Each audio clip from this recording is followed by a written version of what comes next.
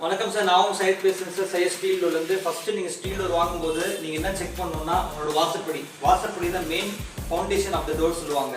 ஏன்னா நிறைய வாட்டி நீங்கள் வாஷ் பண்ணுவீங்க, க்ளீன் பண்ணுவீங்க, தண்ணி போட்டு வாஷ் பண்ணுவீங்க. இதுதான் நிறைய ரஃப்யூஸ் பண்ணுறது வாசப்படி தான். வேணால் நிறைய பேர் என்ன பண்ணுறாங்க, செக் பண்ண வாங்கிடுறாங்க. இது வந்து நம்ம என்ன குவாலிட்டி கொடுக்குறோம்னா எஸ்எஸ் மேலே பெயிண்ட் அடிச்சு தரோம். எஸ்எஸ் மேலே பெயிண்ட் அடிச்சுன்னா அது வந்துட்டு மல்டிபிள் டைம் நீங்கள் வாஷ் பண்ணிங்கன்னா டோர் துரு பிடிக்காது. கீழே வந்து கலவெல்லாம் போட தேவையில்லை. அதே நிறைய கஸ்டமர் நிறைய இடத்துல மேனுஃபேக்சர் என்ன பண்ணுறாங்க, மற்ற கடைகள் என்ன விற்கிறாங்கன்னா தகடு தான் இருக்கும். அது மேலே நின்னீங்கன்னா அம்முங்கும். என்னோட பார்த்தீங்கன்னா SS 304 மேலே லாரி ஏறினோட ஒன்றாகாது, அவ்வளோ ஸ்ட்ராங்காக இருக்கும். நீங்கள் வந்து இது செக் பண்ணிக்கலாம், வந்து சைடு செக் பண்ணிக்கலாம்.